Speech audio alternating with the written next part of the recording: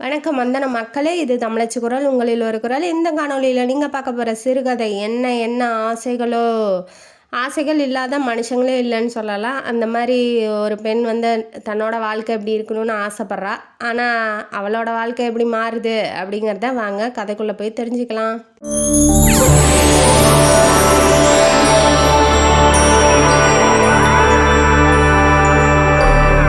இந்த கதையோட ஆரம்பத்தில் ஹீரோயினியை அறிமுகப்படுத்துகிறாங்க. ஹீரோயினி பேர் புவனேஸ்வரி. அவங்களுக்கு ஒரு தங்கச்சி இருக்காங்க. அவங்க பேர் லோகேஸ்வரி. புவனேஸ்வரி எப்படி அப்படின்னா, இதுதான் நம்ம நிலமை, இப்படி தான் இருக்கணும், நாம் இப்படி தான் ஒழுக்கமாக இருக்கணும் அப்படிங்கிற ஒரு கொள்கை கோட்பாடோடு வாழ்கிறவங்க. லோகேஸ்வரிலாம் அப்படி கிடையாது. ஐயோ, ஆசைப்பட்டது நடக்கணும், ஆசைப்பட்டதை செய்யணும், அதுக்கு என்ன வேணாலும் எந்த எக்ஸ்ட்ரீம் வேணாலும் போகலாம் அப்படிங்கிற மாதிரி இருக்கிறவ அந்த பொண்ணு. ஏன் இவங்களுக்குள்ளே இவ்வளோ டிஃப்ரென்ஸ் அப்படின்னா, அக்கா தங்கச்சி இவ்வளோ டிஃப்ரென்ஸ் அப்படின்னா, புவனேஸ்வரி வந்து அவங்க அம்மா மாதிரி, லோகேஸ்வரி அவங்க அப்பா மாதிரி. அதாவது அவங்க அம்மா வந்து புருஷன் தப்பு பண்ணிட்டாங்கன்னு தண்ணி தெளித்து விட்டு அதோட கழட்டி விட்டுட்டு இவங்க சொந்த உழைப்பிலே வாழ்ந்து தன்னோட பொண்ணுக்கு 16 வயசு இருக்கும்போது இறந்து போயிட்டாங்க. லோகேஸ்வரிக்கு இப்போ 12 வயசு. இறந்து போயிட்டாங்க. அவள் கையில் இந்தம்மா பார்த்துக்கோ, தங்கச்சியை பார்த்துக்கோன்னு சொல்லி பொறுப்பை கொடுத்துட்டு செத்து போயிட்டாங்க. கடைசி வரைக்கும் புருஷனை எதிர்பார்க்கவோ இல்லை அவர் கையால் ஒரு வாய் சாப்பிடவோ அவங்க ஆசைப்படவே இல்லை.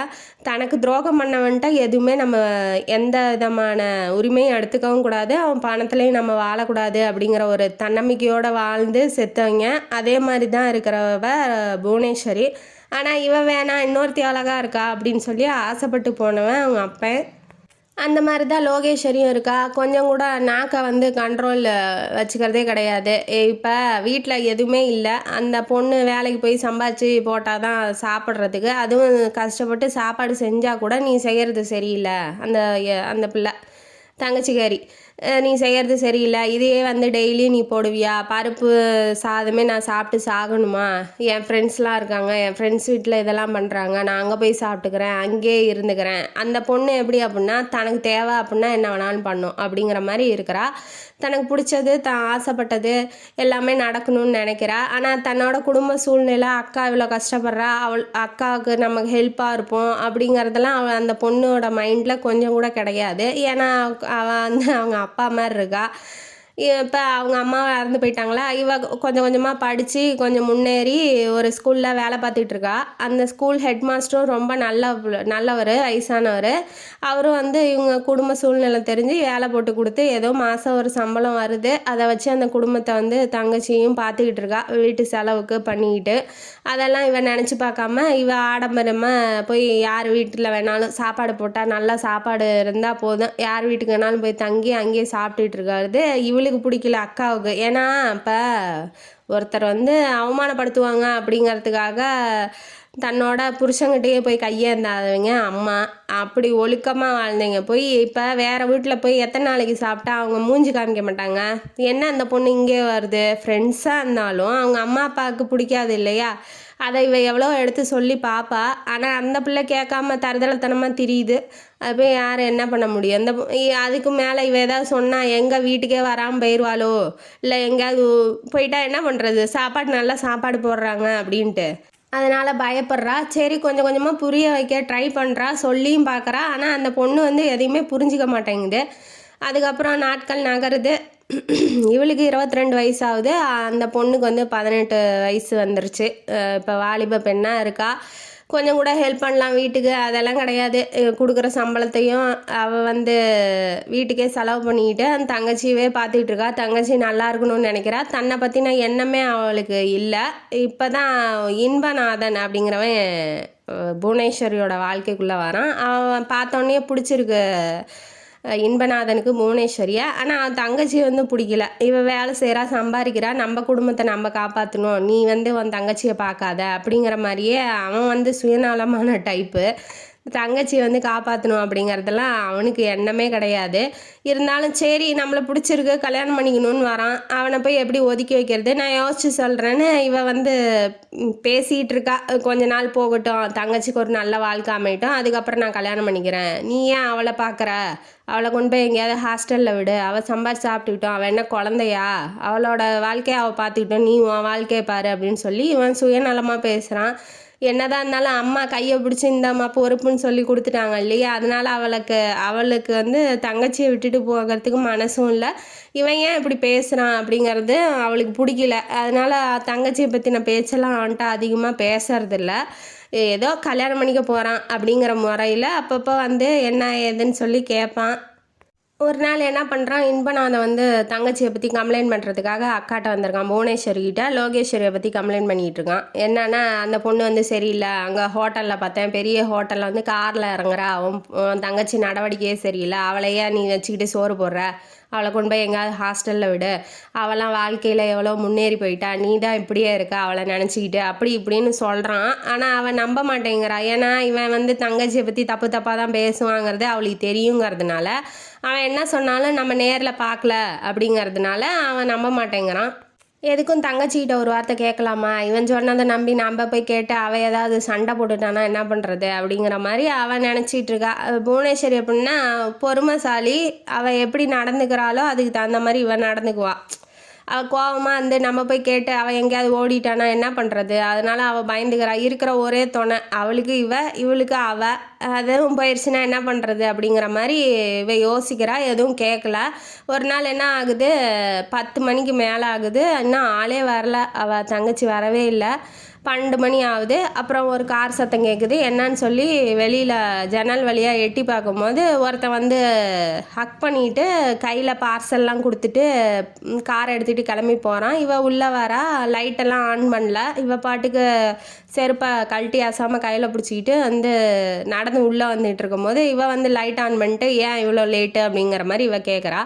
கேட்டோன்னே ஏன் லேட்டுனா என் ஃப்ரெண்டு வீட்டில் இருந்தேன் அதனால் லேட்டு அப்படின்னு சொல்லிட்டு அவள் பாட்டுக்கு இதெல்லாம் உள்ளே எடுத்து வைன்னு சொல்லிட்டு பார்சல்லாம் சோபா மேலே போட்டுட்டு இவள் பாட்டுக்கு போய் எனக்கு தூக்கம் வருது தூங்க போகிறேன்னு போகிறா. இவளுக்கு ஒன்றுமே புரியல. அவளுக்கு தூக்கம் வருது, இவளுக்கு தூக்கம் வரலையே அக்காக்காரிக்கு. ஏன் இப்போ அவன் யாருன்னே தெரில, இவ பாட்டுக்கு போகிறா, ஹக் பண்ணுறா, அவங்க வாங்கி கொடுத்ததெல்லாம் வாங்கிட்டு வந்து போட்டுட்டு இவ பாட்டுக்கு படுத்துட்டு இருக்கா. என்னன்னு புரியலையே. அப்போ சரி இப்போ எழுப்பி கேட்க முடியாது, ஏன் எழுப்புனேன்னு சண்டைக்கு வருவா. காலையில் பேசிக்கலான்னு காலையில் ரெடியாக இருக்கா. இவ கேட்க ஆரம்பிக்கும் போது ஆமாம் அவர் தான் வாங்கி கொடுத்தாரு, அவரை நான் லவ் பண்ணுறேன், அவரை கல்யாணம் பண்ணிக்க போகிறேன், அவர் பேர் சுகன், அவர் பெரிய பணக்காரரு, இந்த மாதிரியே நான் வாழ்க்கை பூரா பிச்சை எடுத்துகிட்டு இருக்க சொல்கிறியா என்னைய, ஒரு ட்ரெஸ்ஸுக்கும் ஒரு சாப்பாட்டுக்கும் அவரோட நான் வாழ்ந்துட்டேன்னா அவர் லவ் பண்ணுறாரு என்னைய, அவர் வாழ்க்கையோட நான் போய் சேர்ந்துட்டேன்னா எனக்கு இந்த தரித்திரத்துலேருந்து முடிவு கிடைக்கும் அப்படிங்கிற மாதிரி அவள் சொல்ல இவன் ஏன் இவ்வளோ செல்ஃபிஷாக இருக்கா. இப்போ அக்காவை பற்றி யோசிக்கலாம், அக்காட்ட ஒரு வார்த்தை சொல்லலாம், அக்காட்ட கேட்டுட்டு இதெல்லாம் பண்ணலாம் அப்படிங்கிற ஒரு எண்ணமே அவளுக்கு கிடையாது. இவளாக முடிவு பண்ணிக்கிட்டு இவளாக லவ் பண்ணுறாங்கிறா. அதை கேட்டுட்டு இவளுக்கு ஷாக் ஆயிடுச்சு. என்னடி சொல்கிற, வயசு இல்லடி உனக்கு, கொஞ்சமாவது மூளை உபயோகிச்சிட்டு அவன் கல்யாணம் பண்ணிக்கிறான்னு சொல்லிட்டானா அப்படின்னு சொல்லி கேட்கும்போது அவங்க அண்ணனுக்கு கல்யாணம் ஆகணும் அதனால் வெயிட் பண்ணு அப்படின்னு சொல்லியிருக்காரு. அவன் அண்ணனுக்கு எப்போ ஆகிறது, உன்னை எப்போ கல்யாணம் பண்ணிக்க போகிறான், அவன் இந்த ஊரான்னு கேட்கும்போது இல்லை அவர் இந்தியாக்காரரு அப்படின்னு சொல்கிறா. ஏண்டி இப்படி நம்பி வாழ்க்கையை ஏமாந்துடாதடி, நான் எதுக்கு ஒரு தடவை அவனை பார்க்கணும், நீ வர சொல்லு அப்படின்னு சொல்லி அவள் சொல்கிறா. அவள் கூப்பிட்றா போய், சரி அக்கா சொல்கிறாளேன்னு. இருந்தாலும் அவன் ஏதோ காரணம் சொல்லி தட்டி கழிச்சிக்கிட்டே வரான். அவங்க அக்காவை பார்க்க விருப்பமே இல்லை அவன் சுகனுக்கு. அதனால இவளும் வந்து அதே காரணத்தை, அவங்க அண்ணன் வந்திருக்காரான் ஊர்லேருந்து, அதனால வந்து பார்க்க முடியாதான், அவர் போனதுக்கப்புறம் வந்து பார்க்குறேன்னு சொல்கிறாப்புல அப்படிங்கிற மாதிரி அவள் சொல்கிறா அக்காக்கிட்ட.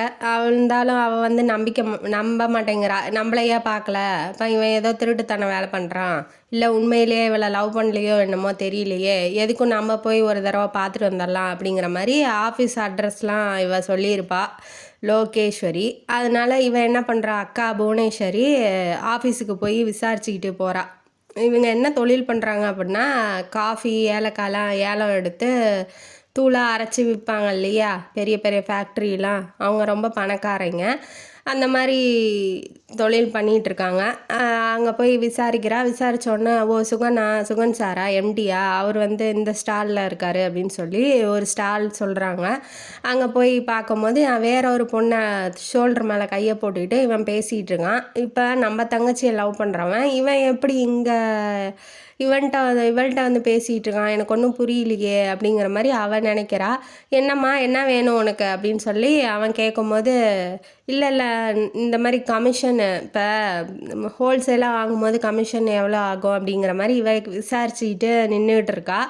ஆனால் அவன் வந்துக்கிட்டு நீ அந்த மாதிரி விசாரிக்கிற மாதிரி எனக்கு தெரியலையே, என்னால் உனக்கு ஏதாவது காரியம் ஆகணுமா அப்படிங்கிற மாதிரி, அதாவது இவன் வேணும்னே அவன்கிட்ட போய் விழுகிற மாதிரியும் அவன் வேணும்னு வந்து நிற்கிற மாதிரியும் அந்த பக்கத்தில் இருக்க பொண்ணு மூட்டி விடுது. அவனும் அதே மாதிரி நினச்சிட்டு எனக்கும் அப்படி தான் தோணுது அப்படிங்கிற மாதிரி அவன் வந்து ஏளனமாக ஒரு பார்வை பார்த்துட்டு போகிறான். இவனை பார்க்கும்போது டிப்டாப்பாக நல்லா பணக்கார பையன், நல்லா ஸ்மார்ட்டாக தான் இருக்கான். பட் ஆனால் அவன் உண்மையிலேயே நம்ம தங்கச்சியை லவ் பண்ணலங்கிறது அவளுக்கு புரிஞ்சிருச்சு. இதை போய் சொன்னால் இவ ஒத்துக்குவாளா?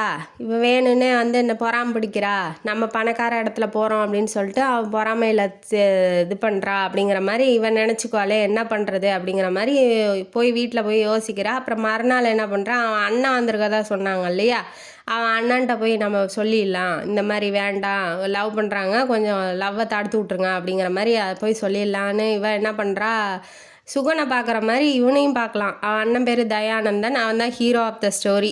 அவன் வந்து அவனையும் போய் பார்த்துடலாம் அப்படிங்கிற மாதிரி இவன் நினைக்கிறா.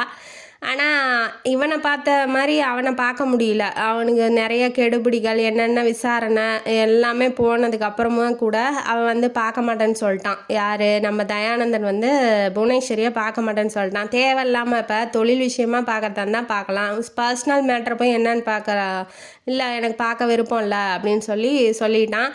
எப்படி நேரில் போய் பார்த்துடலாம் அப்படிங்கிற மாதிரி ஹோட்டல் பேர் தெரிஞ்சுக்கிட்டு நேரில் போய் நிற்கிறா. இந்த மாதிரி இப்போ தான் போகிறாங்கன்ன வாட்டி இவன் வேகமாக ஓடி போகிறா. பின்னாடி தங்கச்சிக்காக என்னென்ன பண்ணுறா பாருங்க. அந்த தருதலைக்கு ஒன்றுமே புரியல. அது பணம் கிடச்சா போதும், நல்லா ட்ரெஸ்ஸு கிடச்சா போதும், நல்லா சாப்பாடு இருந்தால் போதும்னு நினைக்கிது. என்னத்தான் போய் சொல்கிறது. இவ பின்னாடியே ஓடி போய் அவர்கிட்ட சொல்கிறாங்க, இந்த மாதிரி உங்கள் தம்பி விஷயமா உங்கள்கிட்ட பேசணுங்க, இப்போ என் தங்கச்சி பின்னாடி சுற்றிக்கிட்டு இருக்காரு, 2 பேர் லவ் பண்ணுறேன்னு சொல்கிறாங்க, ஆனால் உண்மையிலே இல்லை, அவர் வேற ஒரு பொண்ணோட நின்றுட்டு இருந்தார், நான் பார்த்துட்டு இருந்தேன் அப்படிங்கும்போது அவன் சாதாரணமாக என்னங்கிறான், சின்ன வயசுமா அப்படி தான் இருப்பாங்க, இதெல்லாம் போய் பெரிய விஷயமா எடுத்துக்கிட்டு போகிற, நான் இங்கேருந்து காருக்கு போக 3 நிமிஷம் ஆகும், அதுக்குள்ளே நீ சொல்லி முடிச்சிரு, ஏதாவது ஒர்த்தாக இருந்தால் நான் பேசுகிறேன், இல்லைன்னா எனக்கு வேலை இருக்குது அப்படிங்கிற மாதிரி அவன் பணக்கார திமிரில் பேசுகிறான். அவன் வந்துக்கிட்டு இந்த மாதிரி பணம் இருந்தாவே இப்படி தான் திமிரு பிடிச்ச மாதிரி பேசுவாங்க அப்படிங்கிற மாதிரி அவன் நினைக்கிறா. நீங்கள் வந்து சொல்லி உங்கள் தம்பியை வந்து இது காதல்லாம் வேணான்னு சொல்லிடுங்க, என் தங்கச்சி விட்டு வேலைக்கு போக சொல்லிடுங்க அப்படிங்கிற மாதிரி அவள் சொல்கிறா. நீ சொல்லலாமேம்மா உன் தங்கச்சிக்கிட்டாங்கும் போது, நான் சொல்லி பார்த்துட்டேங்க, அவள் கேட்குற மாதிரி இல்லை, அவள் சின்ன பொண்ணு, நீங்கள் கொஞ்சம் உங்கள் தம்பிகிட்ட சொல்லுங்க அப்படிங்கும்போது அவனும் சின்ன பையன்தான், சரி இருந்தாலும் நீ சொல்கிறாங்கிறதுனால சொல்கிறேன், ஒரு வாரத்தில் எப்படியும் நாங்கள் ஊருக்கு போயிடுவோம், அதாவது இந்தியாவுக்கு போயிடுவாங்க, அதனால் நீ கவலைப்பட வேண்டிய அவசியமே இல்லைம்மா அப்படிங்கிற மாதிரி இவர் சொல்லிட்டு போயிடுறாரு. அவன் என்னமோ அவனை விட தம்பியை விட அண்ணங்காரன் ரொம்ப பணத்திமிரு பிடிச்ச மாதிரி நம்மளை என்ன கேவலமாக பார்த்துக்கிட்டு லுக் விட்டுக்கிட்டு இருக்கான். பணம் இல்லைன்னா என்ன மனுஷனா கூட மதிக்க மாட்டாங்களா இவங்களாம் அப்படிங்கிற மாதிரி அவன் நினச்சிட்டு போகிறா. சரி ஒரு திருப்தியோட எப்படியும் அவன் வந்து விலக்கி விட்ருவான், காதல்லேருந்து பிரிச்சிடுவான் அப்படிங்கிற ஒரு திருப்தியோட இவன் போகிறா. அவன் சொன்ன மாதிரியே செஞ்சுட்டான். அவளுக்கும் இவளுக்கும் எந்த தொடர்பும் இல்லை, நீ வந்து என்னை மறந்துடுன்னு அவன் தம்பிக்காரன் வந்து சொல்லிட்டான், பிரேக்கப் பண்ணிட்டான்.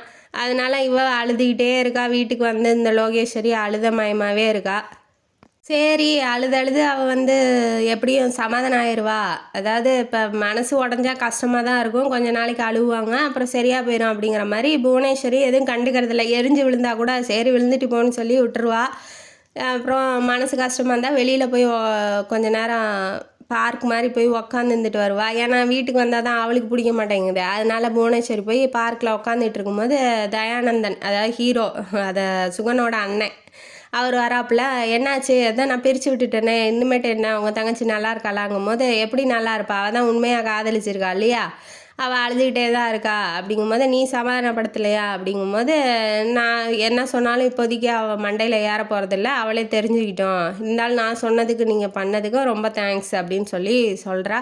இதனால் என்ன, நீ எது ப்ராக்டிக்கலாக இருக்குமோ அதை தானே நீ சொன்ன, அதனால் நானும் ஒத்துக்கிட்டேன், காஃபி குடிக்கிறியா அப்படிங்கிற மாதிரி அவர் கேட்குறாப்புல. நான் போய் வாங்கிட்டு வரேன்னு சொல்லி காஃபியை ஒருத்தருக்கு ஒருத்தர் ஷேர் பண்ணிக்கிறாங்க. கொஞ்சம் நல்லா பேசுகிறான் தயானந்தன். பேசினோடனே இவனா பேசுறது, அன்னைக்கு பார்த்த இவன் இல்லையே அப்படிங்கிற மாதிரி அவளுக்கு டவுட் ஆகுது. ஏன்னா அன்னைக்கு பார்த்து பேசின முறை வேற, இப்போ பேசுகிறது வேறு மாதிரி இருக்கே, எப்படி அப்படின்னு சொல்லி அவன் நினச்சிட்டு இருக்கா. வீட்டுக்கு வந்து அதையே நினச்சி பார்த்துட்ருக்கான். அவனோட பேசினது, அவன்கிட்ட சிரித்து பேசினது, அவனை பற்றின நினப்பே மனசுக்குள்ளே இருக்குது. இருந்தாலும் தம்பி அப்படி இருக்கானே, இவனும் அப்படி தான் இருப்பான் அப்படிங்கிற மாதிரி ஒரு எண்ணத்தில் இருக்கா. இருந்தாலும் அவனை பற்றின நினப்பெலாம் நமக்கு வேணாம் அப்படின்னு அவன் நினச்சிட்டு இருக்கா. இப்படியே ஒரு 10 நாள் போயிடுது. அவன் ஊருக்கு போயிட்டான். யார், தயானந்தன் வந்து ஊருக்கு போயிட்டான் கையில் காசு கொடுத்துட்டு, ரெசிஸ்டிங் கார்டையும் கொடுத்துட்டு. ஏன் கையில் காசும் ரெசிஸ்டிங் கார்டும் ஏன் கொடுத்தான் அப்படிங்கிறது இப்போ தான் இந்த சீன் இப்போ வருது. ஏன்னா இவ வந்து ஃபோன் பண்ணியிருப்பா தயானந்தனுக்கு புவனேஸ்வரி. ஏன் ஃபோன் பண்ணா, இப்போ வீட்டில் வந்து அழுதுகிட்டு இருந்தவ குண்டை தூக்கி போட்டா. என்னான்னு, நான் ப்ரெக்னெண்ட்டாக இருக்கேன், நான் மாசமாக இருக்கேன் அப்படின்னு சொல்லிட்டு. இன்னும் என்ன தான் ஆசைப்படலாம், அதுக்குன்னு பணம் சாப்பாட்டுக்கெலாம் ஆசைப்பட்டு கற்பை இழப்பாங்களா? ஐயோ என்ன பிள்ளையோ. போய் அந்த பிள்ளை அவனை நம்பி இந்த பிள்ளை எல்லாம் சுத்தமாக ஒன்றும் இல்லாமல் போயிடுச்சு. இப்போ ஃபோன் அடித்து, நீங்களாம் நல்லா இருப்பீங்களா, இந்த புவனேஸ்வரி நீங்களாம் நல்லா இருப்பீங்களா, நீங்கள் இப்படி தம்பியை வளர்த்து இருக்க சொன்னால் தருதலையை வளர்த்து வச்சுருக்கீங்க, இப்படி என் தங்கச்சியை கெடுத்துட்டு அவன் எங்கே போனான், அவனை கூப்பிடுங்க அப்படின்னு சொல்லி சொல்லும் போது, ஏம்மா தப்பு பண்ணது 2 பேரும் தான், அவன் சொல்கிறது நியாயம் தானே, தப்பு பண்ணது 2 பேரும் தான், அது என்னம்மா என் தம்பிக்கு மட்டும் நீ பழி போடுற, உன் தங்கச்சி ஒன்றுமே பண்ணலையாம்மா, கையில் வாயில் விரல வச்சா கூட உன் தங்கச்சி கடிக்க தெரியாதாம்மா அப்படிங்கிற மாதிரி சொல்கிறான். அவள் ஒத்துக்கிறாதான், அவள் ஒத்துக்கிற ஏன்னா இப்போ 2 பேரும் ஒன்றா சேர்ந்து தானே தப்பு பண்ணியிருப்பாங்க. அவன் மேலே மட்டும் தப்பு சொல்லி எந்த பிரயோஜனமும் இல்லை. இதனால இவன் சின்ன பொண்ணு, பணம் காசெல்லாம் கொடுத்து இவன் ஏமாற்றி இப்படி இது பண்ணிட்டான், இதெல்லாம் உங்களுக்கு நல்லா இருக்கா காதலுங்கிற பேரில் அப்படிங்கும் போது அவன் ஓரளவுக்கு ஒத்துக்கிறான். ஏம்மா இது ப்ராக்டிக்கலாக எடுத்துக்கோ, அதாவது அது ஒரு திசு கூட்டம், அது ஒன்றும் குழந்தெல்லாம் இப்போதைக்கு இல்லை, போய் களைச்சிட்டு உன் தங்கச்சியை முன்னேற்றுற வழியை பாருமா அப்படிங்கிற மாதிரி அவன் சொல்கிறான். இவன் டென்ஷன் ஆகிட்டா. ஏன்டா பேரில் தான் உனக்கு தயானந்தனா, உனக்கு கொஞ்சம் கூட தயையே இல்லை, உனக்கெல்லாம் யாரா தயானந்தன்னு பேர் வச்சா, குழந்தைய போய் அழிக்க சொல்கிற, அது ஒரு திசு கூட்டமாடா, என்னடா பேசுகிற அப்படிங்கிற மாதிரி இவன் சொல்கிறா. ஏம்மா உண்மை அதுதானம்மா, அதே வச்சு குழந்தைய அழிக்கக்கூடாதுன்னு வச்சுருந்தீங்கன்னா உன் தங்கச்சியோட வாழ்க்கை தான் பாலாக போகும், மறந்துடு இதோட அப்படின்னு சொல்லி கையில் காசும் ரெசிஸ்டிங் கார்டு ஏதாவது தேவைப்பட்டால் அந்த என் நம்பருக்கு ஃபோன் பண்ணுன்னு ரெசிஸ்டிங் கார்டையும் கையில், அதாவது அட்ரஸுக்கு பார்சல் மாதிரி அனுப்பிச்சி விட்ருப்பான். அவன் காசையும் ரெசிஸ்டிங் கார்டையும் எடுத்து கபோர்டில் வச்சுட்டு அவன் தங்கச்சிக்கிட்ட போய் பேசுகிறா. இந்த மாதிரி பேசினேன், அவங்க வந்து கலைக்க சொல்லிட்டாங்க, உன் முடிவு என்னம்மா அப்படின்னு சொல்லி கேட்கும்போது, இனிமேட்டு நான் யார் மூஞ்சில் முழிக்க போகிறேன், இப்படி நான் ஆசைப்பட்டதுக்கு எனக்கு நல்லா ஆண்டவன் தண்டனை கொடுத்துட்டான், நான் இங்கெல்லாம் எப்படி என்னால் வாழ முடியும், அக்கா நீ ஒண்டி, இப்போ அக்காங்கிறதே இப்போ தான் வாயில் வருது, நீ மட்டும்தான் எனக்கு துணை, நீ என்னை விட்டுட்டு போயிடாத, இப்போ தப்பு பண்ணிட்டா அந்த தப்புக்கு உணர்றாவ, நீ என்னை விட்டுட்டு போயிடாத, நான் என்ன பண்ணணும் நீயே சொல்லு, என்ன பண்ணலாம் அப்படின்னு அழுதிட்டு அப்படியே அவளுக்கு முடியல, சின்ன பொண்ணு இல்லையா முடியல, அப்படியே தூங்கிடுறா. இவளுக்கு தூங்க எங்கே தூக்கம் வருது, ஒவ்வொரு நாளும் ஒவ்வொரு கதையாக ஓடுது, அவள் வாழ்க்கை என்ன ஆகுன்னு அவன் நினச்சே பார்க்க மாட்டேங்கிறா. இதெல்லாம் அந்த இன்பநாதன், அதாவது கல்யாணம் பண்ணிக்கிறேன்னு வந்தான் இல்லையா, அவன்கிட்ட சொன்னால் ஏற்கனவே தங்கச்சியை கழுவி ஊற்றுறான். இதை வேற சொன்னால் அந்த மலேசியா பூரா அவன் பரப்பி விட்ருவான். என்ன பண்ணுறது, ஐயோ அக்கா அதெல்லாம் சொல்லாத, அவன்கிட்ட சொல்லவே சொல்லாத அப்படிங்கிற மாதிரி அவள் சொல்கிறா தங்கச்சிக்காரி.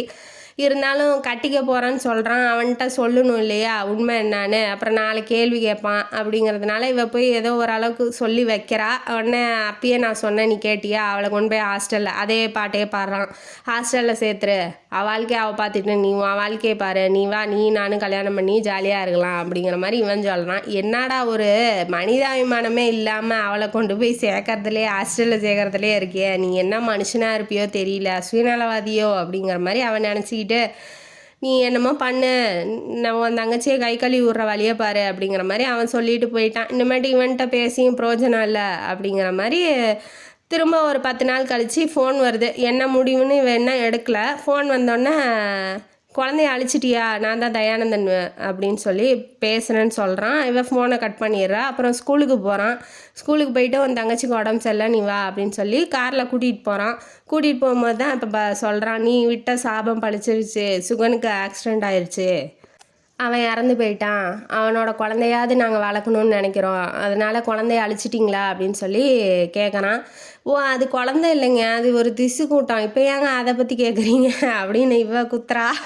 அதுக்கு அவன் என்ன சொல்கிறான், இல்லை நான் அன்னைக்கு எது ப்ராக்டிக்கலாக அதை சொன்னேன், என் தம்பி இப்போ இல்லையா அதனால் அந்த குழந்தையாவது வளர்க்க சொல்லலான்னு எங்கள் பாட்டி ரொம்ப விருப்பப்படுறாங்க, நீங்கள் வரீங்களா இந்தியாவுக்கு அப்படின்னு சொல்லி இவன் கேட்குறான். கேட்டோன்னா இது என்னோட முடிவு இல்லைங்க, என் தங்கச்சியோட முடிவு தான், நீங்கள் அவர்கிட்டே ஏன்னா இப்போ தம்பியை இழந்துட்டு நிற்கிறான், அதுக்கு மேலே அவனை போய் திட்டி என்ன வரப்போகுது, ஒன்றும் வரப்போ அவனே கஷ்டத்தில் இருக்கான் இல்லையா, அதனால் அவங்க எதுவும் பேசலை. அதுவும் இல்லாமல் இப்போ இவ போய் கேட்டதுனால இது அவன் குழந்தைன்னு தெரிய வந்திருக்கு. இல்லைன்னா வச்சுக்கோ இவங்க கெதியும் அதோ கெதி தான். அவங்களும் நம்ப மாட்டாங்க, அவங்களுக்கு என்ன பிரச்சனைன்னு தெரிஞ்சிருக்காது இல்லையா. அக்காவால் தான் இப்போ இந்த வாழ்க்கையும் கிடைக்க போகுது அவளுக்கு. இப்போ வீட்டுக்கு வந்தோடனே தங்கச்சிக்கிட்ட கேட்கும்போது போகலாம் உடனே கிளம்பலாம். ஏன்னா இவளுக்கு என்னன்னா வயிறு பெருசாகி வீங்கி இங்கே சுற்றி பக்கத்தில் இருக்க எங்களுக்கெல்லாம் தெரிஞ்சு போயிடுச்சுன்னா என்ன பண்ணுறது அப்படிங்கிற மாதிரி அவள் யோசிக்கிறா. அது இல்லாமல் தயானந்தன்ட்ட பேசிக்கிட்டா, இப்படி குழந்த பெற்றோன்னே நான் என்ன பண்ணுவேன், எனக்குன்னு அமௌண்ட்டு இவ்வளோ போடுங்க பேங்க்கில், இவ்வளோ வந்து சேஃப்டியாக வைங்க, மாதம் எனக்கு செலவுக்கு வேணும் அப்படிங்கிற மாதிரி அவன்கிட்ட எல்லாம் பேசி வச்சுக்கிறா. தங்கச்சியை பாருங்கள் எவ்வளோ உஷாராக இருக்கான்னு. அதெல்லாம் அவளுக்கு தெரியாது அக்காக்காரிக்கு. அவள் வந்து தங்கச்சி நல்லா இருக்கட்டும்னு தான் நினைக்கிறா. அக்கா எக்கேடு கேட்டால் என்னன்னு வந்து நினச்சிக்கிட்டு இருக்காளே என்னமோ தெரியல. இப்போ கிளம்பலான்ன வாட்டி ஏண்டி நான் கஷ்டப்பட்டு படித்து வேலை வாங்கினேன், அந்த வேலையை விட்டுட்டு இப்போ வாடி போகலன்னா நான் எப்படி வர்றது, உன்னையும் தனியாக விட முடியாது, ஏன்னா அவள் ப்ரெக்னெண்ட்டாக இருக்கா, தெரியாத ஊருக்கு இந்தியாவுக்கு போய் என்ன பண்ண போகிறா அப்படிங்கிற மாதிரி அவள் யோசிக்கிறா. சரி வரேன் அப்படின்னு சொல்லி கடைசியாக ஒத்துக்கிட்டு கல்யாணம் பண்ணிக்க போகிறான் இல்லையா இன்பநாதன், அவன்கிட்ட போய் சொல்கிறா ஒரு வார்த்தை. சொன்னோன்னா நீயும் உன் தங்கச்சி மாதிரி நாசமாக போகிற, நீ ஏன் அவளோட போகிற, அவன் எங்கேயோ போட்டு நீ வா நம்ம கல்யாணம் பண்ணிட்டு ஜாலியாக இருப்போம் அப்படிங்கிறான் அவன். இவன் என்னடா பிறவி அப்படின்னு சொல்லிட்டு அவன்கிட்ட ஒரு வார்த்தை சொல்லிட்டு இவன் பாட்டி கிளம்பி போயிட்டா. அதுக்கு மேலே அவன்கிட்ட எதுவும் பேச விரும்பலை. இன்பநாதன்னா யார் அப்படின்னு சொல்லி அவன் தங்கச்சிக்கிட்ட கேட்கும்போது கல்யாணம் பண்ணிக்க போகிறவர் அக்காவை அப்படின்னாட்டி அவன் வந்து ஷாக்காகி ஒரு மாதிரி பொசசிவாக ஆகிறான். என்னன்னு தெரியலையே, ஒருவேளை இவன் லவ் பண்ணுறானோ. இந்தியாவில் நிறையா சொந்தக்காரங்க மதுரை பக்கமாக இருக்காங்க. மதுரைக்கு போகிறதுக்கு முன்னாடி ஒரு பங்களா பண்ணை வீட்டில் தங்க வைக்கிறான். தங்க வச்சோன்னே இப்படி நாளைக்கு வந்து சாப்பாட்டுக்கு அங்கே வாங்க வீட்டுக்கு கார் அனுப்பி விட்றேன், அங்கே எல்லாம் சொந்தக்காரங்களாம் இருப்பாங்க, அவங்கள்ட்ட பேசிக்கோங்க அப்படின்னு சொல்லி அவன் சொல்கிறான். இப்போ இவளுக்கு என்னன்னா இவன் வந்து தாலி கட்டி இப்போ ப்ரெக்னென்ட் ஆகலை, இவன் வந்து தப்பான வழியில் ப்ரெக்னென்ட் ஆயிருக்கா. அதனால் அவங்க எதாவது சொல்லிடுவாங்களோ அப்படிங்கிற மாதிரி அவள் புவனேஸ்வரி வந்து அக்காக்காரி வந்து பயப்படுறா. இருந்தாலும் இல்லை எல்லாரும் பேசிட்டோம், எல்லாத்துக்கும் தெரியும், அதனால் நீங்கள் ஒன்றும் கவலைப்பட வேணாம் அப்படிங்கிற மாதிரி தயானந்தன் வந்து சொல்லிவிட்டு கார் அனுப்பிச்சி விட்றேன்னு சொல்லிட்டு போகிறாப்புல. இப்போ இவங்க ரெடி ஆகுறாங்க. ரெடி ஆகும்போது இவள் சாதாரணமாக நார்மலாக ரெடி ஆகுறா. அவள் என்ன பண்ணுறா, தப்பு பண்ணிவிட்டு நல்லா டிப் டாப்பாக நல்லா மூஞ்சிக்கெல்லாம் ஜிகுனா பவுடர்லாம் போட்டுக்கிட்டு இது தேவையா, நம்மளே என்ன கெதியில் வந்திருக்கோம், இந்த மேக்கப் உனக்கு அவசியமா அப்படின்னு சொல்லி அக்கா கேட்டாலும் அப்புறம் எப்படிக்கா நம்மளை மதிக்க மாட்டாங்கக்கா அப்படிங்கிற மாதிரி இவள் வந்து சீனா போட்டுக்கிட்டு போகிறா. போனோடனே அங்கே வந்து தயானந்தனுக்கு ஒரு தங்கச்சி இருக்கா சுதா, அவங்க அம்மா பேர் மனோகரி, அவங்க அப்பா எல்லாம் தோட்டத்து இதெல்லாம் பார்த்துக்கிட்டு இருக்கிறாப்புல. சித்தப்பா ஒருத்தர் இருக்கார். நிறைய கூட்டு குடும்பமாக இருக்கிறாங்க. எல்லாம் உட்காந்து சாப்பிட்டுட்டு இருக்கும்போது சுதாவுக்கு வந்து இவங்க வந்தது பிடிக்கல. ஏன்னா அவங்க அம்மாட்ட போய் நாளைக்கு வீட்டுக்கு எத்தனை மணிக்கு சாப்பாட்டுக்கு வரட்டும்னு இவ கேட்க போவா புவனேஸ்வரி. அப்போ வந்து அவங்க அம்மாட்ட சொல்லிகிட்டு இருப்பா, இந்த மாதிரி இதுங்க எதுக்கு இங்கே கூட்டிகிட்டு வந்து வச்சிட்டு இருக்கிறீங்க, இதுங்க இருந்தால் என்னால் இந்த வீட்டில் நடக்கக்கூட முடியாது, அண்ணன்ட்ட சொல்ல மாட்டிங்களா, இதுங்க அதுங்கன்னு பேசுகிறா. பார்த்தா அதுக்கு திட்டுறா. இவங்க அந்த இதில் எனக்கு பிடிக்கவே இல்லை, இது என் வீடு மாதிரியே இல்லை அப்படிங்கிற மாதிரி அவள் திட்டவும் புவனேஸ்வரிக்கு வந்து கோவம் வந்துடுது. இப்போ நம்ம வரோன்னு சொல்லலை, இவங்க வேணும்னா இப்போ குழந்த வேணும்னு இவங்க தான் சொன்னாங்க, அவங்களுக்காக தான் இப்போ இங்கே வந்திருக்கோம், அதை கூட புரிஞ்சிக்காமல் நம்ம என்னமோ பிச்சைக்காரங்க மாதிரி பிச்சை எடுக்க வந்த மாதிரி இவங்க பேசிகிட்டு இருக்காங்களே அப்படிங்கிற மாதிரி அவள் யோசிக்கிறா. இருந்தாலும் அப்போதைக்கு எதுவும் சொல்லலை.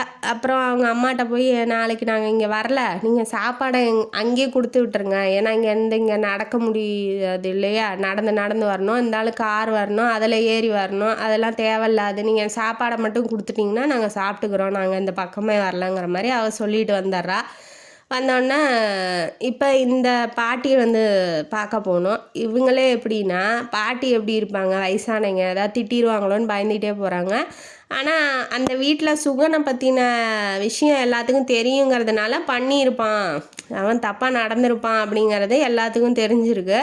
அதனால் இவளை அதிகமாக இவ மேலே தான் தப்புங்கிற மாதிரி பேசலை. பாட்டி அம்மா வந்து வாமா வாமான்னு சொல்லி நல்லா தான் பேசுகிறாங்க, நல்லபடியாக பழகுறாங்க. கைக்கு வளையல்லாம் போட்டு விட்றாங்க, வளையல்லாம் கொடுக்குறாங்க கிஃப்டாக புவனேஸ்வரிக்கு. அவளுக்கு வாங்குறதுக்கு பிடிக்கல, வேண்டாங்க வேண்டாம் பாட்டி மேம், இவ பேத்தின்னா நீ எனக்கு பேத்தி தாம்மா இந்தாம்மா அப்படின்னு சொல்லி. ஏன்னா இவ வந்து குழந்தைய சுமந்துட்டு இருக்கா, சொந்தக்காரின்னு ஒத்துக்கலாம். நம்ம சும்மா கூட பார்க்கறதுக்கு வந்திருக்கோம், நம்ம ஏன் வந்து அதெல்லாம் கிஃப்டெல்லாம் வாங்கிட்டுன்னு நினைக்கிறா. இருந்தாலும் பரவாயில்லன்னு சொல்லி பாட்டிமா கொடுக்கும்போது வாங்கிக்கிறா, ஏன்னா கஷ்டப்படுத்தக்கூடாது அப்படின்னு சொல்லிட்டு. இவ எப்படி அப்படின்னா தன்னோட உழைப்புலையே தான் வந்து முன்னேறணும்னு நினைக்கிறா. தங்கச்சிக்காரி அடுத்தவங்க ஏதாவது போடுவாங்களோ சாப்பிட்லான்னு நினைக்கிறா. இதுங்க ரெண்டுத்துக்கும் எவ்வளோ டிஃப்ரென்ஸு பாருங்க. அதுக்கப்புறம் தயானந்தன் வரான். இந்த மாதிரி அவங்க என்ன பண்ணி பாவாடை சட்டை மாதிரி போட்டுக்கிட்டுருக்காங்க, அந்த மாதிரிலாம் போடக்கூடாதுங்க, சாரி மாதிரி எதாவது கட்டிக்கோங்க, இல்லை சுடிதார் போட்டுக்கோங்க அப்படிங்கிற மாதிரி சொல்கிறான். எங்கள்கிட்ட இருக்குங்க நான் போட்டுக்கிறேன் அப்படிங்கும் போது, இல்லை நான் எடுத்துறேன் அப்படின்னு சொல்கிறான். வேண்டாம் வேண்டாம் அதுக்கெலாம் எதுக்கு அவசியம் இல்லை அப்படின்னு சொல்லிட்டு அவன் அங்கே கொடுத்தான் இல்லையா செக்கு, அதை திரும்ப கொடுக்குறா. ஏன்னா இப்போ இதுக்கு அந்த வேலைக்கு எப்படியும் யூஸ் ஆக போகிறதில்ல, உங்கள் செக்கு எனக்கு எதுக்குன்னு சொல்லி கொடுக்கும்போது அவன் டென்ஷன் ஆயிடுறான். ஏன் நீ இந்த செக்கு கொடுக்க கூட எனக்கு உரிமை இல்லையா அப்படிங்கிற மாதிரி. அப்புறம் ட்ரெஸ் எல்லாம் எடுத்துறேன்னு சொல்கிறான், அப்பயும் வேணாங்கிறா. ஏன் அதையும் திரும்ப கொடுக்க போகிறீங்களா, இது ஒன்றுமே நான் செய்யக்கூடாதா, நானும் என் தம்பியை மாதிரியே நினச்சிட்ருக்குறீங்களா, இப்போ நீங்களும் அவங்க தங்கச்சி மாதிரி நானும் நினைக்கவா அப்படிங்கிற மாதிரி. இப்போ ஒருத்தரை மாதிரியே ஏன் எல்லாத்தையும் நினைக்கிறீங்கிற மாதிரி அவன் பேசுகிறான்.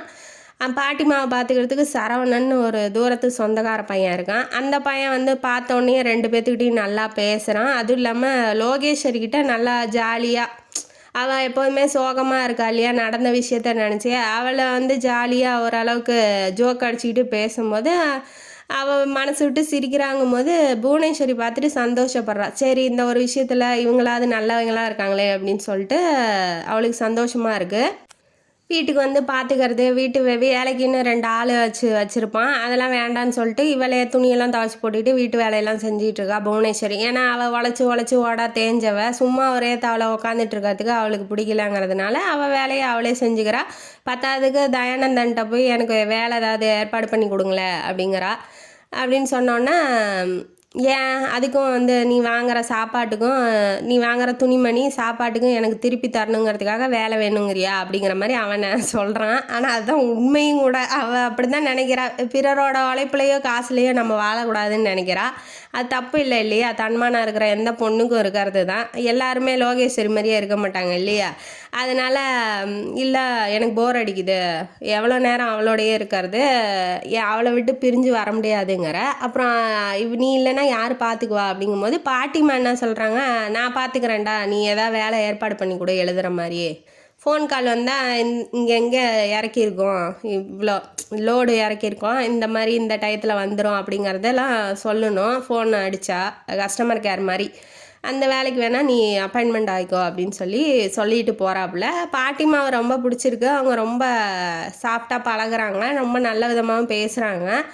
லீனாவை மட்டும்தான் பிடிக்காது அப்படின்னு சொல்லி சரவணன் சொல்கிறான். லீனாவை அது யார்ரா அப்படின்னு சொல்லி கேட்கும்போது, ஆமாம்மா அவள் ரொம்ப பணக்கார திமிரில் ஆடுவா, அவளை பிடிக்காது பாட்டிமாக்கு, ஏன்னா தயாவை கல்யாணம் பண்ணிக்க போகிறவ அப்படின்னு சொல்லி சரவணன் வந்து சொல்கிறான். அதை வந்து அப்போதைக்கு அவள் அவ்வளோவா கண்டுக்கல. ஆனால் தயானந்தன் கூட பேசுறது, ஆஃபீஸை விட்டு வரும்போது அவன் கார்லேயே வர்றது, ஆஃபீஸுக்கு போகும்போது அவன் காரில் போகிறது, விட்டு இப்போ தனியாக கார் இல்லைன்னா தனியாக நடந்து வரும்போது கூட அவன் நடந்து வந்து ஜாயின் பண்ணிக்கிட்டு பேசிட்டு வர்றது, இதெல்லாம் கொஞ்சம் கொஞ்சமாக பழகிற அவகிட்ட.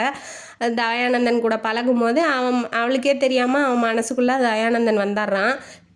தப்பு, இது தப்பான விஷயம் அப்படிங்கிறது அவளுக்கு புரியுது. ஆனால் மனசுக்கு மூளை கேட்டது மனசுக்கு புரிய மாட்டேங்குது. அதனால் கொஞ்சம் கொஞ்சமாக லவ் பண்ணுறா. ஆனால் அந்த இப்போதைக்கு அவள் லவ்வை ரியலைஸ் பண்ணல. உடனே லோகேஸ்வரி என்ன பண்ணுறா, சரவணன் கூட ரொம்ப ஜாலியாக ஜோக் அடிச்சுட்டு பேசுறது, வாக்கிங் போகிறது, அந்த மாதிரி வேலையெல்லாம் வச்சிக்கிட்டு இருக்கிறதுனால சரவணன் வந்து லோகேஸ்வரி மனசில் வந்துடுறான். இப்போ 2 பேரும் அக்கா தங்கச்சி 2 பேரும் ஒருத்தரை லவ் பண்ணுறாங்க. இப்போ லீனாவோட என்ட்ரி ஆகுது. என்ட்ரி ஆனவுடனே சுதா ஓரளவுக்கு பேசி பழகிறது, இவங்க சாப்பாடு சாப்பிட்றது, இவ வந்து மலேசிய சாப்பாடெலாம் செஞ்சு தங்கச்சி கொடுக்கும்போது அந்த வீட்டுக்கும் கொடுக்கறது, சாப்பாடு மாறிக்கிறது, அந்த மாதிரி இருக்கும்போது சுதாவும் கொஞ்சம் ஓரளவுக்கு பேச ஆரம்பிச்சிட்டு இருக்கா. ஆனால் அதுக்குள்ளே லீனா வந்தோன்னா லீனா பின்னாடியே போயிடுறா சுதா, அதாவது தயானந்தனோட தங்கச்சி. வீட்டில் வந்து லீனா கூட தயானந்தன் ரொம்ப க்ளோஸாக பேசுறது, இவ சாப்பாடு பரிமாறும் போது கூட ஊட்டி விடுறது அவளுக்கு. அப்புறம் ஊட்டி விடுறத பார்த்துட்டு இவளுக்கு வயிற்றெரிச்சலாக வர்றது. அதுக்கப்புறம் தான் தெரியுது நம்ம ஏன் அவர் ஊட்டி விட்டா நமக்கு ஏன் இப்போ பொசசிவாக இருக்குது, பொறாமையாக இருக்குன்னுட்டி நம்ம ஏது லவ் பண்ணுறோமோ அவரை தயானந்தனை லவ் பண்ணுறோமோ அப்படிங்கிற மாதிரி இவ ஃபீல் பண்ணுறா. உடனே சரி நம்ம ஏன் இவங்களுக்கு இடைஞ்சலாந்துட்டுன்னு போகும்போது கையை பிடிச்சி இழுத்து உட்கார வச்சிட்றான், பக்கத்துலேயே உட்கார வச்சு சாப்பிடு அப்படின்னு சொல்கிறான். இவன் ஏன் கையை பிடிக்கிற அளவுக்கு இவனுக்கு எப்படி தைரியம் வந்துச்சு? நம்ம எந்த விதத்துலேயும் அவன்கிட்ட போய் அதிகமாக பேசவும் இல்லை, பழகவும் இல்லையே, இவன் எதுவும் சொல்லவும் இல்லையே, நம்மளும் எதுவும் சொல்லலையே, எப்படி இந்த அளவுக்கு தைரியமானார் அப்படிங்கிற மாதிரி அவளுக்கு யோசிக்கிறா. அப்புறம் இவங்க 2 பேரும் கல்யாணம் பண்ணிக்க போகிறாங்க இல்லையா, இவ கொஞ்சம் டிஸ்டன்ஸை மெயின்டைன் பண்ணுறா. சொல்லிக்காமல் போகிறது, ஆஃபீஸுக்கு போகிறது வர்றது, அப்புறம் அவங்க அங்கே அந்த வீட்டில் இருந்தால் அந்த பக்கமே போகாமல் இந்த வீட்லேயே இருந்துக்கிறது, அந்த மாதிரி ஒரு வாரமாக ஆகுது. அப்புறம் ஆஃபீஸ் வேலை முடிஞ்சோடனே தயா வந்து ரூமுக்கு கூப்பிட்றான், வா அப்படின்னு சொல்லிட்டு. இவ வந்து போனதுக்கப்புறம் ஏன் என்னாச்சு, ஏன் பேச மாட்டேங்கிற முன்ன மாதிரி, ஏன் தூரமாக போகிற அப்படிங்கிற மாதிரி அவன் சொல்கிறான். சொன்னோடனே நான் தூரமாக போகலையே, நான் இங்கே தானே இருக்கேன் அப்படிங்கிற மாதிரி அவள் சொல்லவும், ஓ அப்போ நான் சொல்லி தான் உனக்கு தெரியணுமா அப்படிங்கிற மாதிரி கையை பிடிச்சி ஹக் பண்ணி கிஸ் கொடுத்துட்றான். அப்போ தான் அப்போ அவள் தடுக்கவும் இல்லை, வேண்டான்னு சொல்லலை. ஏன்னா உள்ளூரை இவள் லவ் பண்ணுறா இல்லையா, அதனால் திடீர்னு அவன் அப்படி பண்ணவும் அவளுக்கு ஷாக் ஆயிடுச்சு. என்ன ஆச்சு, ஏன் அப்படிங்கிற மாதிரி இவளுக்கு ஒன்றும் புரியல. கதவு தட்டிட்டு சும்மா ஃபார்மாலிட்டிக்கு தட்டிட்டு லீனா உள்ளே வந்துட்டா. அதுக்குள்ளே இவன் பிரிஞ்சு வந்துட்டான் இல்லையா. இப்போ இங்கே ஏதோ ஒரு சீன் நடந்திருக்கு அப்படிங்கிறது லீனாவுக்கு வந்து தெரிஞ்சிருது.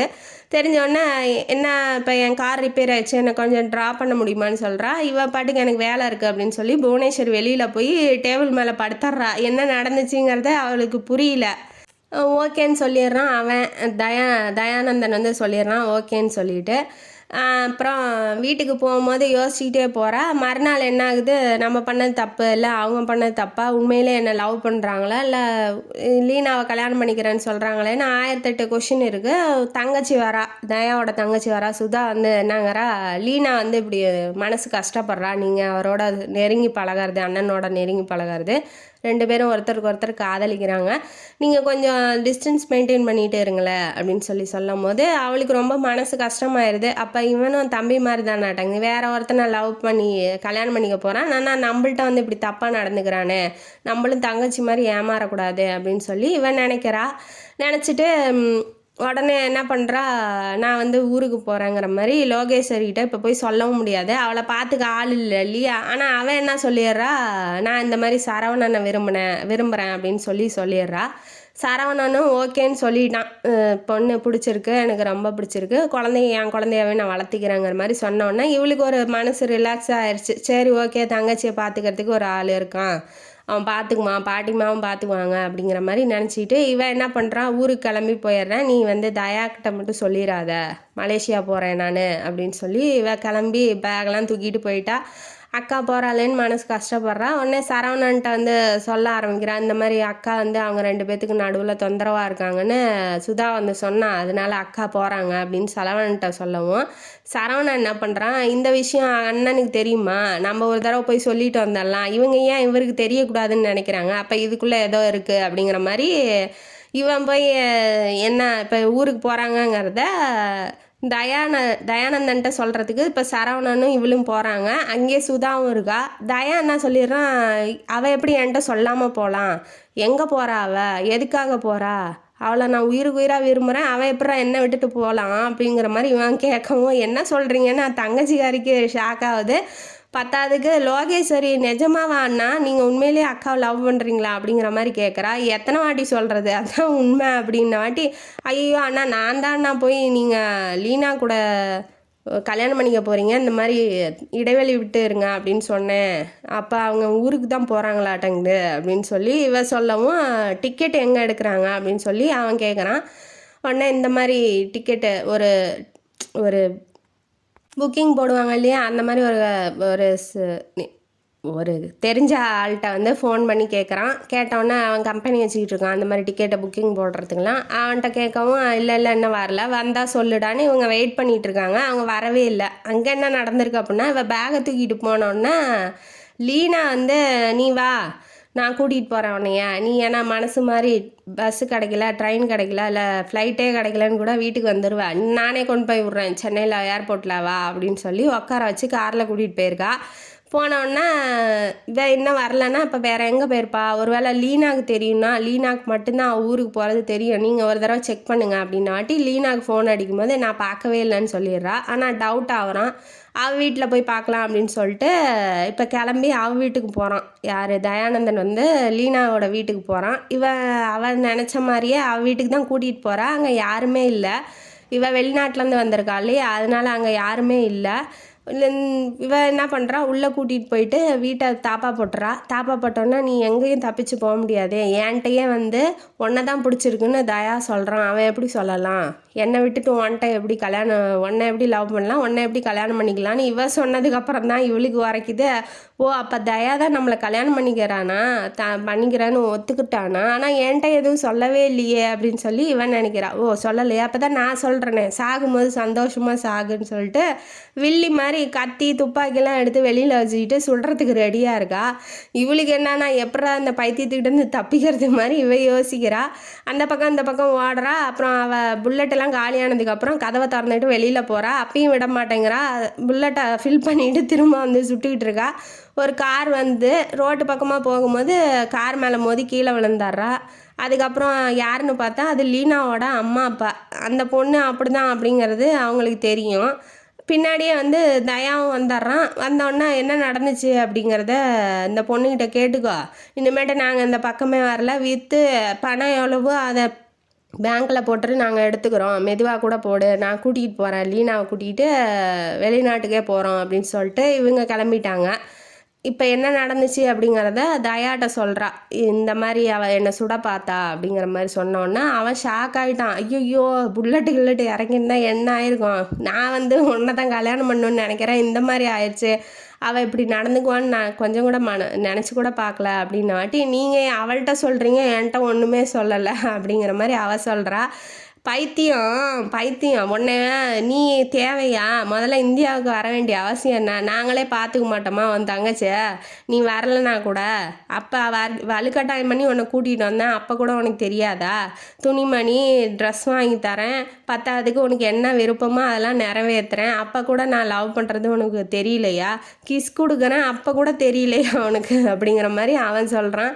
சொன்னதுக்கப்புறம் நீங்கள் எதா இருந்தாலும் வெளிப்படையாக சொன்னால் தானே எனக்கு தெரியும், இப்படி மூடி மறைச்சி மறைமுகமாக இருந்தால் எனக்கு எப்படி தெரியும்? இப்பயாவது சொல்கிறீங்களா அப்படின்ன வாட்டி நீ என்னை கல்யாணம் பண்ணிக்கிறியா அப்படின்னு சொல்லி கேட்குறாப்புல. பண்ணிக்கிறேன் அப்படின்னு சொல்லி அவளும் தலையாட்டிக்கிறா. 2 பேரும் ஹக் பண்ணிக்கிறாங்க. அவங்க வாழ்க்கையும் சரவணன் லோகேஸ்வரியோட வாழ்க்கையும் நல்லாயிருக்கும் அப்படின்னு சொல்லிட்டு நம்ம இந்த கதையை இதோட முடிப்போம். இந்த கதையிலேருந்து நமக்கு என்ன தெரியுது? ஆசைப்படுங்க, வாழ்க்கையில் என்ன வேணாலும் ஆசைப்படுங்க. ஆசைப்பட்டது நம்ம தகுதிக்கு தகுந்த மாதிரி ஆசைப்படுங்க. ஏன்னா தகுதிக்கு மீறின ஆசை நமக்கே ஆபத்தாக கூட அமையலாம் அப்படிங்கிறது இந்த கதையோட கருத்து. இந்த கதையும் காணொலியும் உங்களுக்கு பிடிச்சிருந்தா லைக் பண்ணுங்கள், ஷேர் பண்ணுங்கள், சப்ஸ்கிரைப் பண்ணுங்கள், கமெண்ட் பாக்ஸில் கமெண்ட் பண்ணுங்கள். நன்றி மக்களே.